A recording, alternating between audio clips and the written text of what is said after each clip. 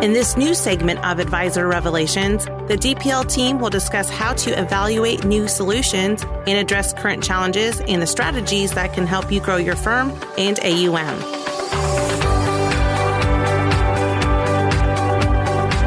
Welcome, everyone, to the Advisors Revelation podcast here at DPL. This is Tim Rembowski, VP of Member Success here at DPL. And joined with me today is John Watson, one of our consultants that works for advisors day to day. John, welcome to the podcast. Oh, thank you for having me. Yeah, no, we're excited. So just to set some context for today, we're going to talk a little bit about interest rate movements and how that affects fixed annuities in particular and why this is important. We saw record sales in fixed annuities in the second and third quarter, and I'm sure the fourth quarter, the numbers haven't come out yet, but I'm sure that'll be a record as well. So what we want to talk about today is, why did we see those records? And with rates on the rise, some people think rates are falling. We want to talk a little bit about different strategies you might use and how you should think about things when rates are moving around. So that's the context for today. But before we get started, make sure you go out to the DPL website, dplfp.com, and register for the website. Out there's a ton of tools. So we're going to talk today about fixed annuities, MYGAs. There's a MYGA marketplace out there where you can actually shop these rates and shop different products and solutions. There's a number of tools out there. Also, make sure you subscribe to the podcast as well. We do a ton of these. We want you to be up to date on the latest and greatest. And these are really about stories from working with advisors day to day. So you'll get a lot of interactions from this. But with that, let's go ahead and get on the topic today, John. So Sure. Let's talk about 2022, right? We started the year with pretty low interest rates. And we've seen interest rates really go up, skyrocket faster than most people anticipated, right? So before we get in the annuity part, what did you see working with advisors? Were they mainly moving to more shorter durations, or what were advisors doing in this crazy, rapidly increasing interest rate environment? Sure. For the most part, advisors are going more short duration. Also, if you look at the inverted yield curve, it seems like that 2 to 5 year time frame is kind of a little bit of the sweet spot. So, obviously clients were a little bit taken back by the markets this year, a little bit of a flight to safety as we've seen in various different ways. But, not all flights to safety are created equal, because when it comes down to it, even if you go into a government bond, it's not going to show well on a quarterly statement. And, advisors must answer to that quarterly statement with their clients.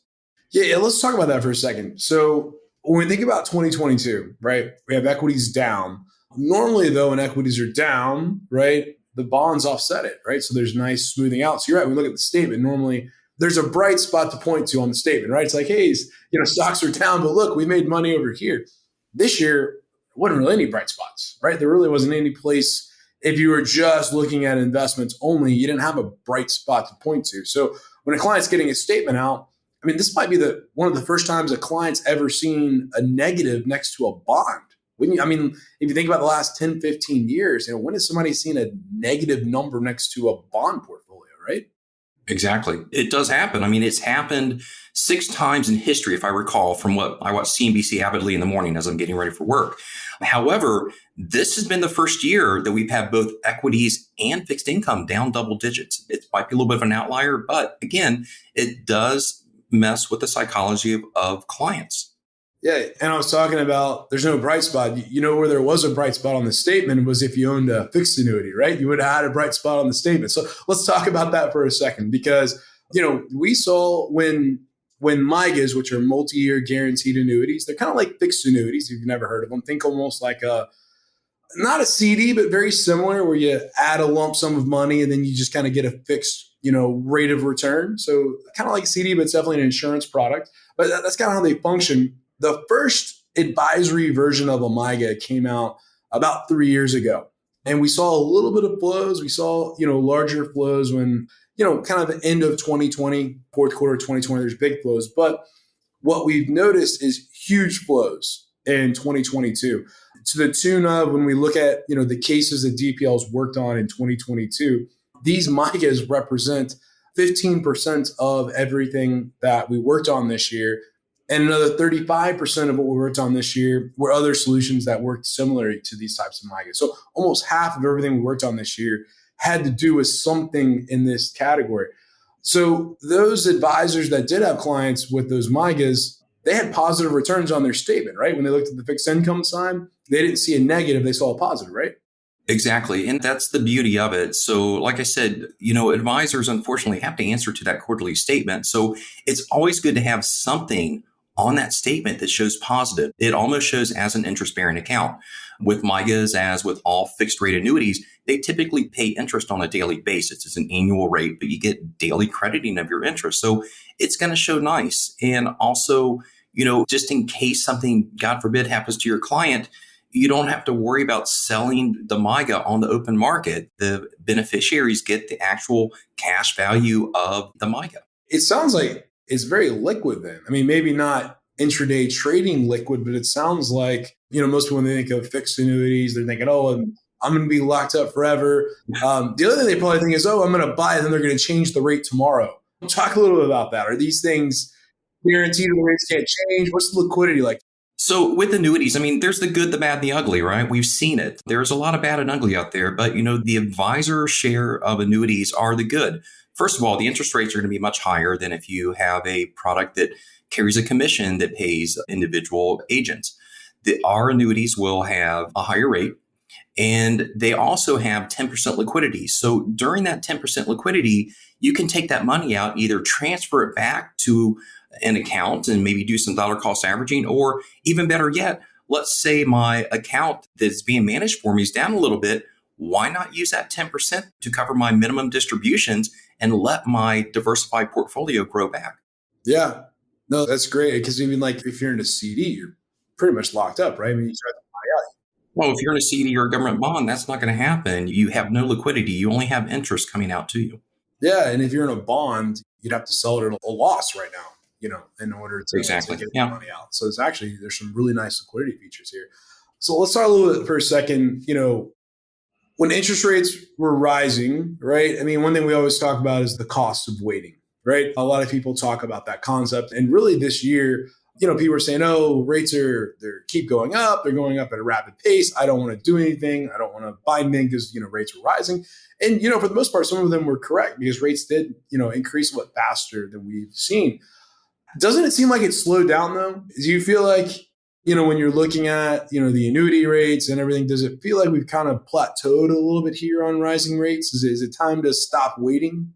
For the time being, it has plateaued, and we've actually seen some rate cuts over the past month. So again, interest rate pricing and anything with insurance or in the fixed income market is forward looking. So we're starting to see that they see the end of the Fed tightening, and we might see rates level out. And at some point, we might even see them go down a little bit. What a lot of people don't understand is a lot of times these insurance companies, they already price that stuff in, right? They price in the fact that they think rates will continue to rise. So what it tells me, if insurance companies are starting to cut rates or actually backing down, they're starting to price in the fact they think that maybe rates that they, have already priced them at the top and they're starting to come down. Exactly. And if you're unsure, if you think that rates are still going to go up, but the client's sitting in cash, you can always ladder out purchases or ladder out maturities. So you always have something coming due. Yeah, that's a great idea. This isn't an all or nothing. You can, just like you might, average your way into anything else, you could average your way into these types of MYGA solutions. That's a great idea. One thing I want to talk about for a second is the inverted yield curve. You brought this up a second ago. Sure. So, exactly, John, what we're hearing from advisors is they're working in short duration. Well, of course they are, because there's no benefit to going long duration, right? You go out past 5 years, you're getting a lower rate, and the client might be wondering, why won't we get short term to get the better rate? Let's talk about MYGAs though. Is there an inverted yield curve with MYGAs right now? No, the MYGAs are going to pay a fixed rate of return over the stated period that you get them. Remember, you have your liquidity. However, you do have market value adjustments on some of them. So if you do cash out, you could possibly have a market value adjustment. But again, MYGAs have a death benefit, and they also have riders to where if you become sick and have less than a year to live, or you're confined to a nursing home, the insurance company, they don't want to be the bad guy. They want to waive any exit fees and let you get your money so you can live and pay for your healthcare expenses. Mm-hmm. And what we're noticing, it seems like the sweet spot where we're seeing a lot of advisors is kind of in that 4 to 5 year range. But it was very interesting. We've actually seen recently a big uptick in like the 7 and 10 year MYGAs, which is kind of crazy. But if we think about it, right, we look at the inverted yield curve where everybody's going short duration. It's because they're forced to, right? There's not really any good options. When we look at these MYGA products, there still is a benefit to going out in longer duration, right? I mean, it seems like you kind of top out kind of in that 4 to 5 year range. But if you think rates are going to drop, I mean, if you like the rates, which by the way, they're nearing 6% right now. Here we said in the middle of December 2022, it's close to 6%. If that sounds like a good long-term rate to you, you have an opportunity to lock in that in for the next 7 to 10 years in some of these solutions, right? That is correct. Yeah. I mean, we quite possibly might see a 6% fixed rate, early next year. And I mean, think about 2 or 3 years ago, we wouldn't even dream of that. We were happy to get 2% or better 2 years ago. So, I'm from the Midwest. So there's an old saying, a bird in the hand is better than two in the bush. So at this point, do we want to take a chance and wait, or do we want to take advantage of a good rate now where we have some liquidity? And if we see better rates or better days in the market, we can put some of that money back to work in the market at the tone of 10%. Yeah. And it's crazy what rates are. It's very interesting. Sometimes we'll review annuities with advisors and they'll have a policy their client bought, back in the 80s, the heyday of interest rates. And they look at those annuities and like, wow, that rate is so great. I wish I could buy that today. The reality is you can buy those today now. Rates have come back to where, they're really attractive rates. And these are multi-year guaranteed annuities, right? So these rates, once you buy it, they can't change it. So if rates drop, they can't just drop your annuity rate, right? Exactly. The rate is locked in. So, and again, we're using these fixed rates so that the clients can sleep at night and feel better and be more confident with their advisor. And again, we understand advisors, their specialty is managing money. So we're using the MYGAs as a fixed rate to offset what is happening in the market. But we all know that the market is going to take care of inflation and give you your growth over time. But at the same time, the psychology of the client, we need to have something that's going to help them sleep at night and feel better and have a safe pool of money just in case we get years like this. So if I'm an advisor and I've never used an annuity before ever, right? Sure. This is probably the place I'd want to start, right? Something very simple. Oh, yeah. What does that client conversation look like? Like, how would I start having this conversation with a client if I'm interested, but I've never done this before?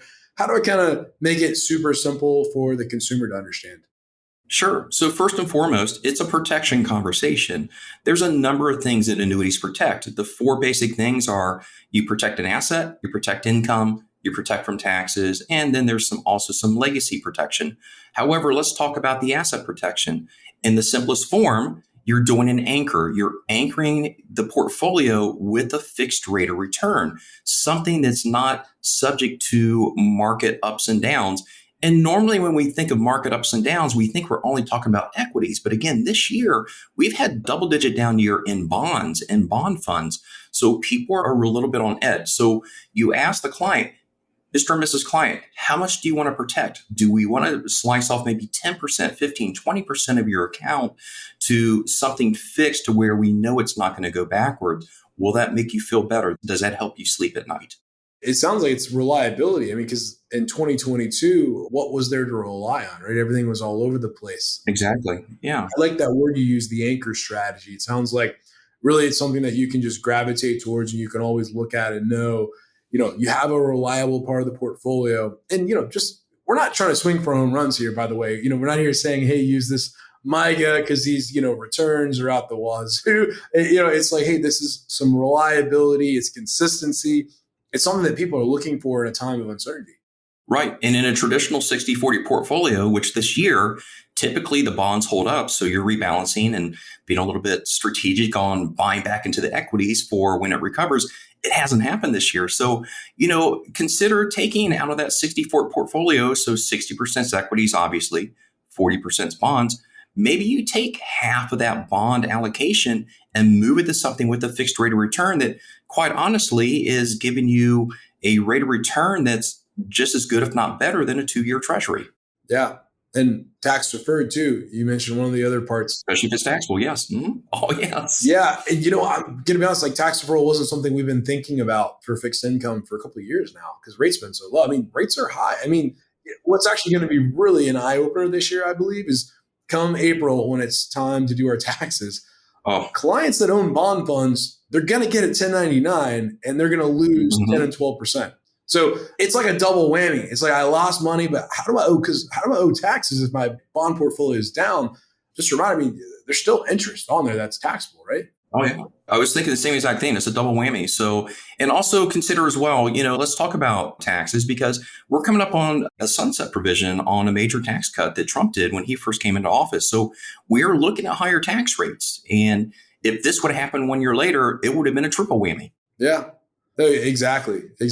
Well, hey, John, this has been a great conversation. Thanks for joining us today to talk about this. And everything that we talked about today, by the way, make sure you go out to the DPL website, go to dplfp.com and go to the solutions tab at the top and look at the MYGA marketplace. Everything we talked about today, we use that word MYGA, that fixed annuity.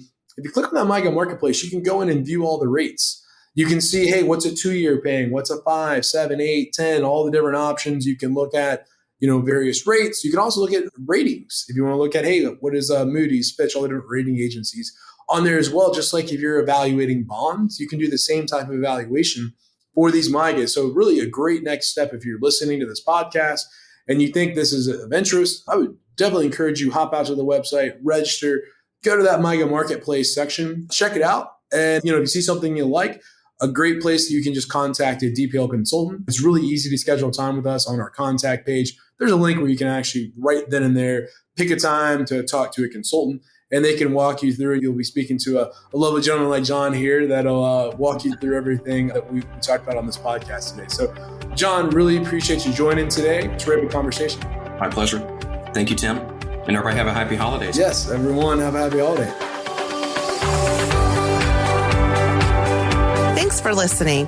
To hear more advisor revelations, go to dplfp.com and subscribe on your favorite podcast streaming app.